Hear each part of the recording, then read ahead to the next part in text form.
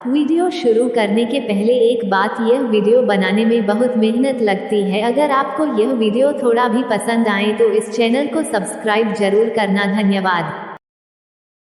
सीता हरण। लक्ष्मण के जाने के पश्चात रावण को अवसर मिल गया।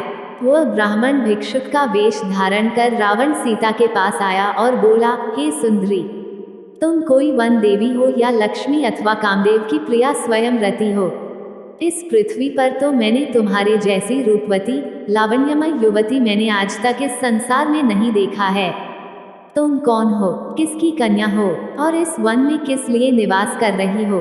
कहाँ यह तुम्हारा तीनों लोकों में सबसे सुंदर रूप, तुम्हारी सुकुमारता, और कहाँ इस दुर्गम वन में निवास?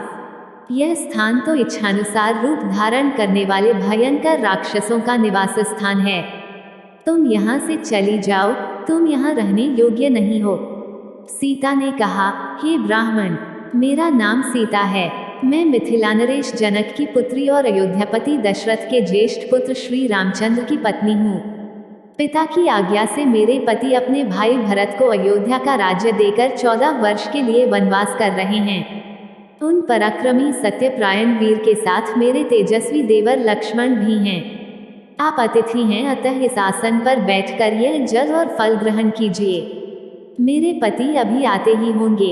अब आप बताइए महात्मन, आप कौन हैं और यहाँ किस उद्देश्य से पधारे हैं? सीता का प्रश्न सुनकर रावण गरज कर बोला, हे सीते, मैं तीनों लोकों 14 भुवनों का विजेता महाप्रतापी लंकापति रावण हूँ, जिसके नाम से देवता, दानव, यक्ष, किन्नर, गंधर्व, मुनि सभी भयभीत रहते हैं।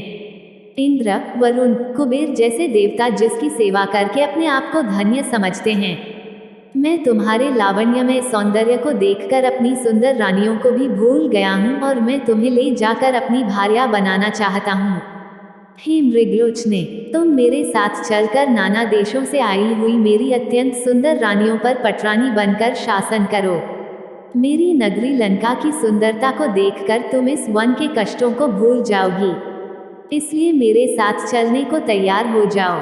रावण का नीचतापूर्ण प्रस्ताव सुनकर सीता क्रुद्ध स्वर में बोली, हे अधम राक्षस, तुम परम तेजस्वी, अद्भुत पराक्रमी और महान योद्धा रामचंद्र के पराक्रम को नहीं जानते, इसलिए तुम मेरे सम्मुख यह कुत्सित प्रस्ताव रखने का दुस्साहस कर रहे हो। अरे मूर्ख, क्या तू वनराज सिंह के मुख में से उसके दांत उखाड़ना चाहता है? तेरे सिर पर काल नाच रहा है, इसीलिए तू यह घृणित प्रस्ताव लेकर यहाँ आया है। तेरी मृत्यु ही तुझे यहाँ लेकर आई है। सीता की ये अपमानजनक वाक्य सुनकर रावण के अत्यंत कुपति हो गया। आंखें लाल करते हुए उसने कहा, सीते, तू मेरे बल और प्रताप को नहीं जानती। मैं आकाश में खड़ा होकर पृथ्वी को गेंद की भांति उठा सकता हूँ, अथाह समुद्र को एक चुल्लू में भर कर पी सकता हूँ। मैं तुझे लेने के लिए आया हूँ और लेकर ही जाऊंगा। यह कहकर रावण ने अपने ब्राह्मण वेश को त्याग कर विकराल रूप धारण कर लिया और दोनों हाथों से सीता को उठाकर अपने कंधे पर बिठा निकटवर्ती खड़े विमान पर जा सवार हुआ।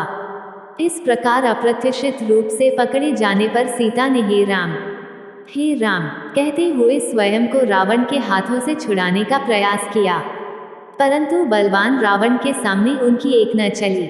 उसने उन्हें बांधकर विमान में एक ओर डाल दिया और तीव्र गति से लंका की ओर चल पड़ा। सीता निरंतर विलाप किए जा रही थी, हे राम, पापी रावण मुझे लिए जा रहा है। हे लक्ष्मण, तुम कहाँ हो? तुम्हारी बलवान भुजाएं इस समय इस दुष्ट से मेरी रक्षा क्यों नहीं करती? हाय, आज कैकेयी की मनोकामना पूरी हुई। इस प्रकार विलाप करती हुई सीता ने मार्ग में खड़े जटायु को देखा।